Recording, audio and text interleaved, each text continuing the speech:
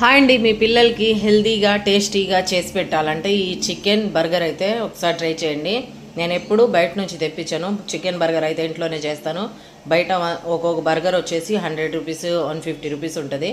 అయినా కూడా హెల్తీగా ఉండవు. ఇప్పుడైతే ఇంట్లో చేసుకోవాలంటే ఇలా చేసుకోండి. ఫస్ట్ అయితే చికెన్ చిన్న చిన్న ముక్కలు చేసుకొని ఒక కడాయి పెట్టుకొని ఆయిల్ వేసి ఈ చిన్న ముక్కలు చేసుకున్న చికెన్ అయితే ఇందులో వేసేయాలి. మసాలాలు అసలు ఏం వాడకూడదు. ఇది బాగా ఫ్రై అయ్యాక మెత్తగా అయ్యాక దాంట్లో అయితే ఉప్పు, కారం, కొద్దిగా కొత్తిమీర, పచ్చిమిర్చి, కొద్దిగా మిరియాల పొడి అయితే వేసేద్దాం. అంతే, చికెన్ అయితే రెడీ అయిపోతుంది. చికెన్ రెడీ అయ్యేలోపు మనమైతే టమాటా, క్యాప్సికమ్, ఉల్లిపాయ రౌండ్గా షేప్లో అయితే కట్ చేసుకోవాలి.